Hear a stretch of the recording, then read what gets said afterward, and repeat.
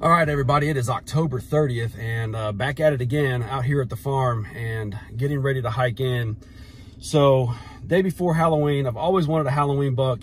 It's been one of those bucket list items for me. Just I've never been able to put it together.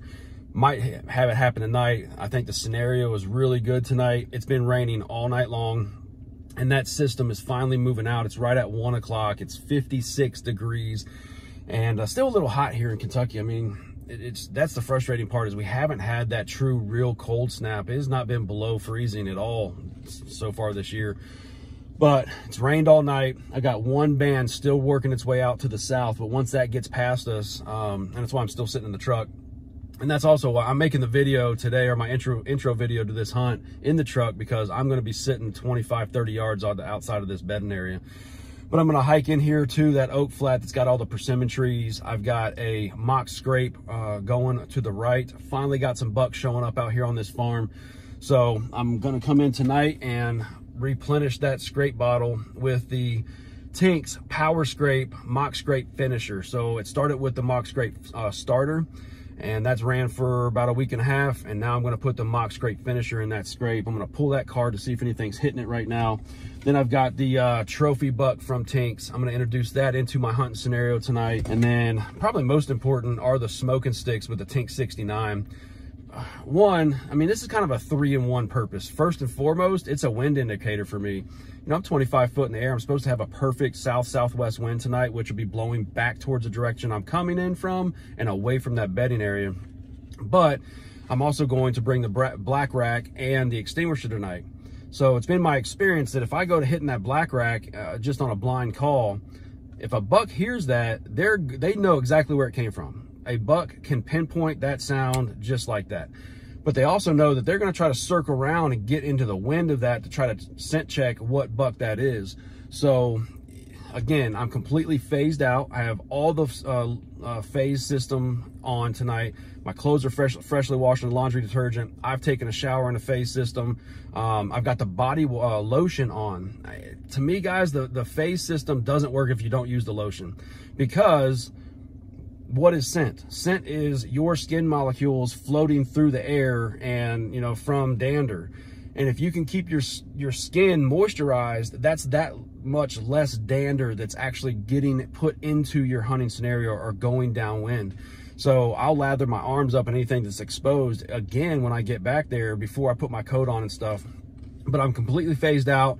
I'll also use the field foam when I get back there, just in case I do work up a sweat, because it is about a 600-700 yard hike into this spot. But completely phased out, so that's going to take care of any buck that tries to circle and go downwind of me. I'm going to introduce, like I said, the Tink 69, so have that estrus smell in my hunting scenario tonight. I've got a trophy buck, so again, I'm just trying to fool their nose. I'm trying to create a scenario so that it tricks that deer, that big, mature, smart deer. That smart buck is saying, you know what? I think I want to go up there and check this situation out. So I got them, again, Power Scrape, Mock Scrape Finisher going in. I'm going to pull that card and see if I've got anything hitting that right now. I do finally have some good bucks moving in on this property. I got a monster 8, and I mean, this guy is sharp. And then I've got this really big wide deer. I don't know, he's probably 20-21 inches on the inside, extremely wide. But long story short, I finally got bucks moving into this area, and I'm excited. I knew that would happen. This is always a rut farm. I've done a really good job of creating a scenario here that does usually hold a couple of mature bucks throughout the season, but for whatever reason this year, I have just been dead since September 29th. I have not had a single buck on camera. So guys, I've got to hike in here. Hopefully this rain does what it's supposed to do and pushes on off to the south, and we start clearing up the skies here over the rest of the night. I think it's going to be a great hunt. Hopefully I'm bringing you some really good action before too long. So continue to hang in there and wish me luck. I need it.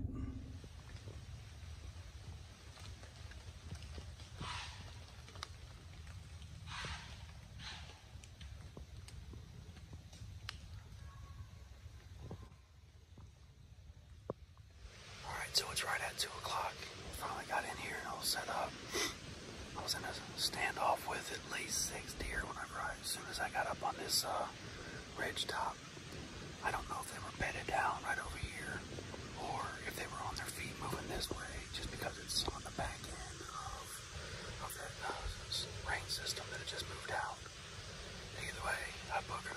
6 deer. One had antlers. I think it was just like a little, maybe 4-point. I don't know. But I got a fresh rub right down here on a little small tree. I just got the mock scrape all freshened up. I got the Tink's smoking stick rolling over there.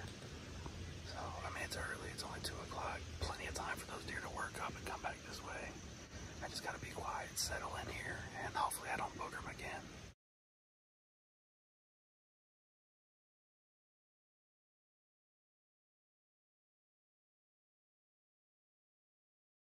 It is November 1st, so Sweet November is officially here.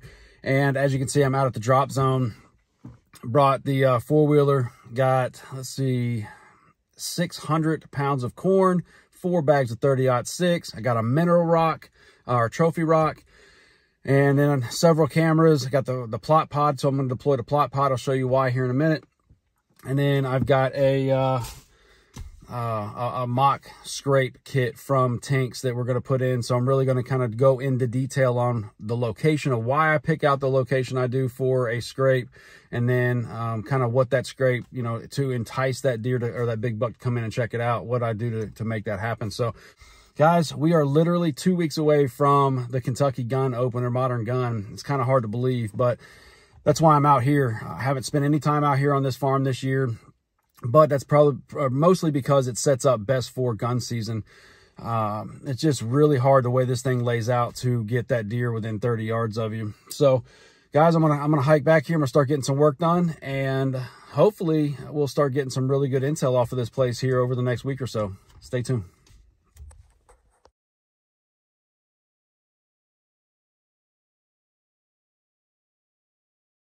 All right, everybody, so I'm back here about 150 yards away in this big open 25-acre field, big hay field. They just cut it, just got all the hay off. So I have 150 pounds of corn, a 40-pound bag of big time 30-06, and then my plot pod. Guys, that thing is a lifesaver when you, as you can tell, where I'm set up out here, I don't have any trees to put my camera on. So the plot pod works great. It's got a big wide base at the bottom that I can anchor into the ground. And then, you know, just in comparison to some of the other ones I've used, they're typically just a pole, and they're kind of flimsy. So wind comes by and it's distorting your pictures. This thing is solid, it's going nowhere. And if the deer come over and test it or want to rub on it, it's not going to just knock it over. Typically, I mean, I've been using this one for 3 years, no rust, nothing's gone wrong with it. It's sturdy, and I've done this on this property for, this will be the 3rd season. And I get the intel I need. I see what bucks are running around this field, and we can go from there. But got the plot pod set up, got the stealth cam on there. I am in the middle of a field, and we do get trespassers out here. Typically, they won't come riding through the middle of the field, and they'll be along the edge, so they'll be down and won't be able to see up in here. Haven't had it stolen yet, but you just don't never know. So I've got the cheaper little stealth cam on there, you know, 30 bucks. To get stolen. I mean, it still stings, but at least it's not a $200-300 camera. All right, so I just came all the way down this wood line, and there's some small scrapes up and down through here underneath some trees, some branches, some overhang, but nothing that's just fresh and torn up and looking more like a community or the multiple deer hitting it. It looks more like younger bucks have just come on their way through, made a little scrape and then rolled on. But this one is by far the best scrape up and down this tree line that I found. And you can see the leaves all on that limb right there are all picked off. You can see where they're rubbing their antlers all in there, and then they're scraping here really hard. All right, so again, I just came down the opposite side, and it's like the same situation. Basically every branch that hangs over and is floating 4 foot or higher, 4 foot to 5 foot off the ground, it's been scraped under, but just small little scrapes until I get over here, and there is a monster community scrape right there underneath this tree branch, and just so happens to be my tree stand right behind it. So this by far is the best scrape, the most fresh I've seen. So I'm gonna go ahead and throw my Tink's mock scrape up next to it, and I'm gonna go ahead and get a camera on this scrape and see what kind of intel I can get. Obviously, I want to get some intel on what bucks are crushing all these scrapes. I mean, there's more scrapes back here in the wood line, everything. So they're fresh. I mean, they've been hit probably within the past 2 days, if not earlier today, and just start to dry out. But you can smell the urine that they're putting in there. But I wanted to get the camera out. And again, I don't just want to have the straps. When you have straps out, it's a key indicator, and that's what trespassers are looking for. They're looking for that horizontal strap that doesn't belong. And so I came in here, I've got 2 scrapes. I got one here and I got the big community scrape. So there's one 10 foot from me and then another one about 5 yards. So anyway, I got this camera up here in this little dinky tree. Look how small it is.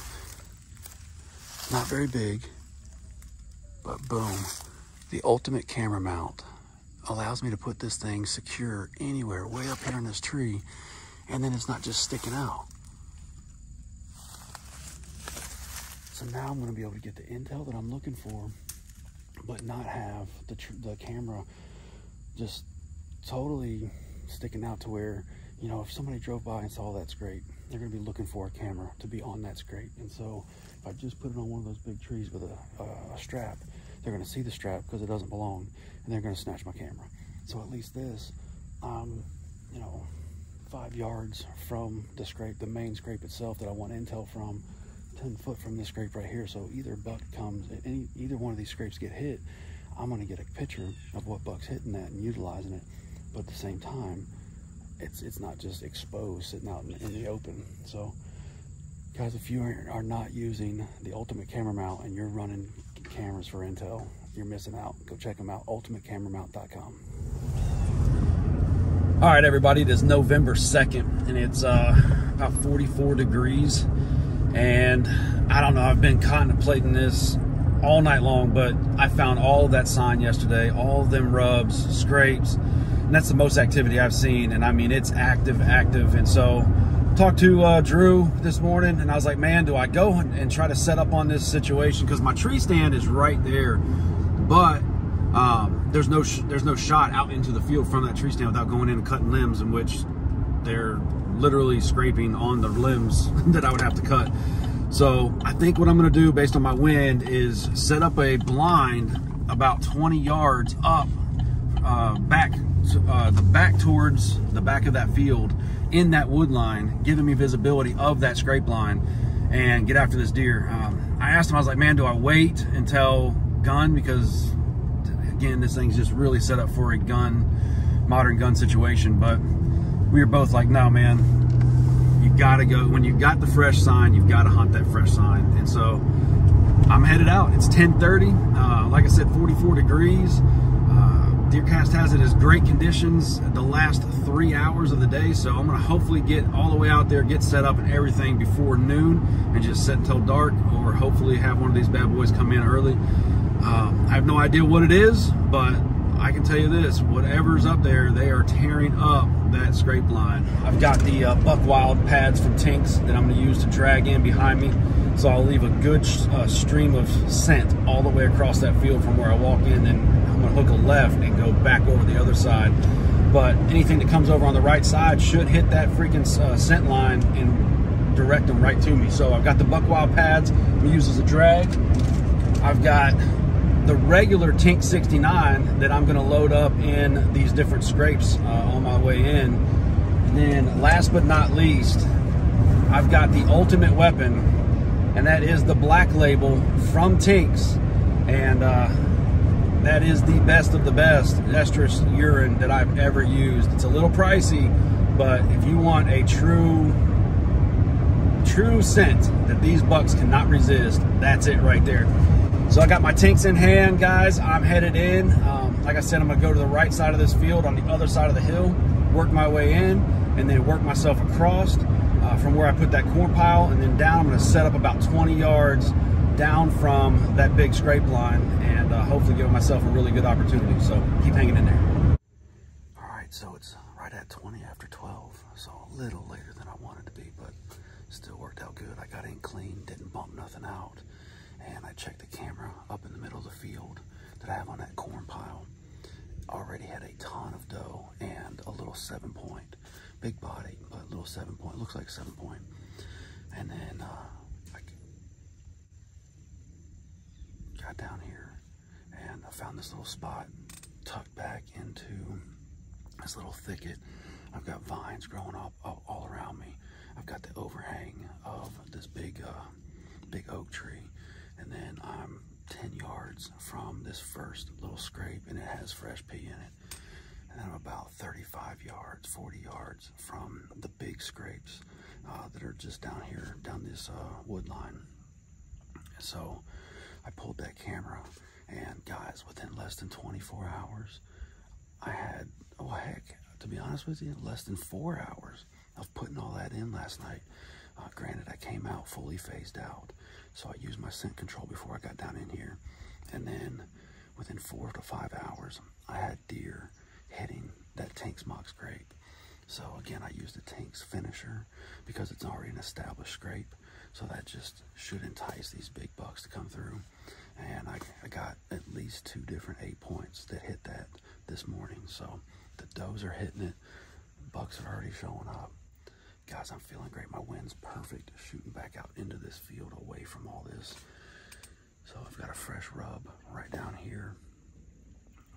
Feeling confident, guys. So the only thing that can mess this up is a trespasser showing up tonight and cutting this field. But other than that, it should be in the money.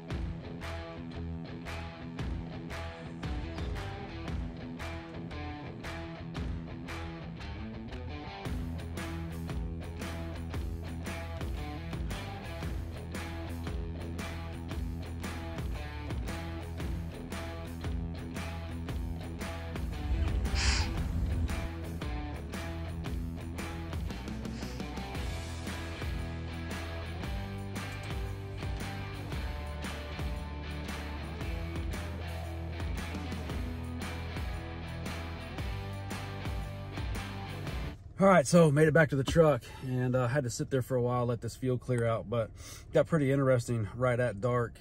But about 40 minutes before dark, had those 2 deer come from the only direction that deer could have come from tonight, and messed up my set. So sure enough, I mean, it's crazy because I was brushed in really good. I have a several 100-yard visibility of that tree line, looking over that entire scrape line. And then there's only a couple 100 yards behind me, and then it goes off to a cliff, a bluff that's right back there. And I was like, well, surely nothing's bedding back there. Yep, that's where they came from. So they came out, finally caught my wind. And look, guys, I don't care how good your scent control is. Bottom line is, if you sit somewhere for 7+ hours, you're gonna start smelling, and that smell is getting out of there. So you still need to know where your wind's going. And I mean, it's been that direction the whole sit. So they walked right into my scent cone and busted out of there. And then I had another single doe work her way across right at dark, and then she got up to the top of the field, and then they all came running back. There was like 6 deer at least that I could see. They were all doe from what I could tell, just as they silhouetted down back to that wood line in front of me. So let all that clear out for a while, hiked back out of there and got up to the truck. But guys, it's 40 degrees right now and dropping. It's supposed to get down to 29 degrees tonight. So it's going to be our first really cold, below freezing night. So I'm going to get right back out here and hit that set tomorrow as long as my wind's right. But for now, it's been a grind, but I appreciate you guys continuing to tune in, and rest assured, we're going to get on some of these big bucks here before too long. Matter of fact, Drew, his father-in-law, and his uncle went out and they got a double, so that'll be our next episode. So make sure you tune in for that, and until next time, wake up and hunt.